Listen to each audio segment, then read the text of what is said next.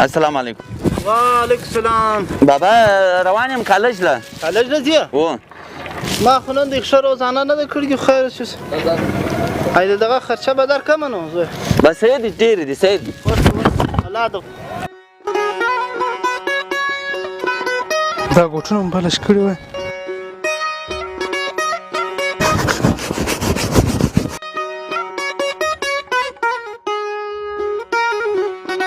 السلام علیکم. وعلیکم السلام.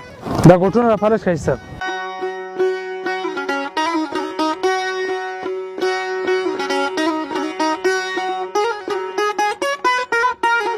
های پښوک های.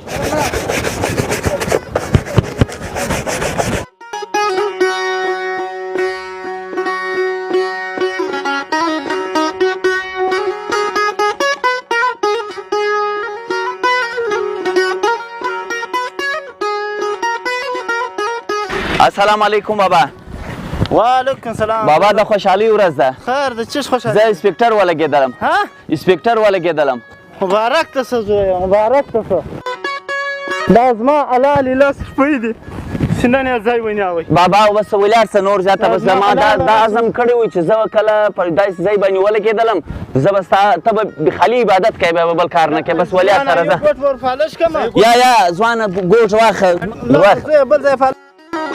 دا پالش کې زه به دا واخه دا پیسې واخه ورځه بل ځای پالش کړه صحیح دی.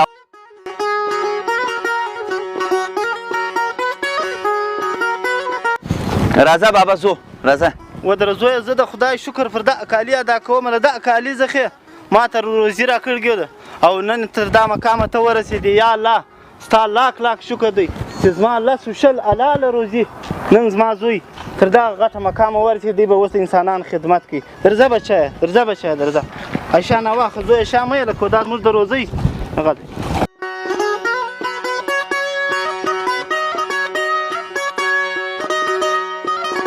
یاره زما کار نه وسو یا ولې څه نه سو مړه نن سبا ورور کارګر د پیسو دی ملکه تا به څه ورکولې مړه سموله کوم خوا دی یاره پر یو موږ بیا پر ښه سیټو په دا باندې او پر ښه سیټو او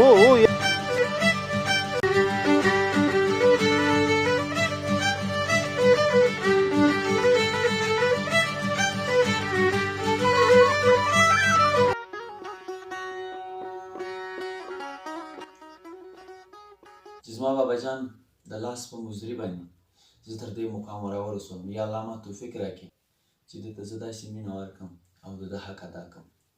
یا الله موږ ټولو ځوانانو ته داسې توفیق راکړي چې موږ خپل والدینو ته خپل حق ورکړو. یا الله توفیق راکړي.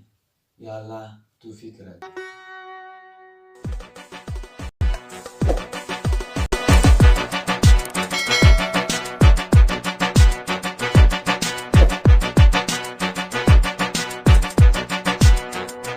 السلام علیکم. وعلیکم السلام. جوړ محمد خان شه په خیر سلامت شه.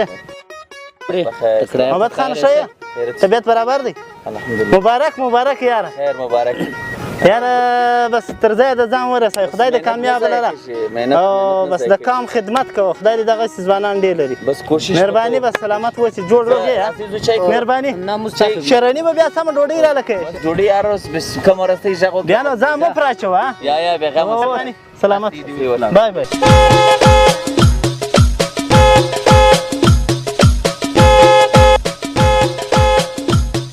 دا زما دوست دی مړه دا موڅې کا زوی دی دا موچي زوی محمد خان او دا اوس سپیکټر ولګېدی. سپیټر یې بیا چیشتی تاڼې اختیارګر له ده سره دی اوس په تاڼه کې یا دا ډېر اخلاقي ځوان نه دی ډېر اخلاقي ځوان دی دا په دا غربت کې تر داسې ځایه دا ډېر محنت یې کړی دی محنت یې وکړي بالکل. دا ما خیال پلار هم محنتي سړی وي دی بس دا خپل یو زوی وي و دا ته ټیم ورکړی وي به تر دا ځایه ورسوئ. ښه او تعلیم ډېر ښه شی دی بالکل تعلیم ښه شی دی هر څه الله کوي لیکن محنت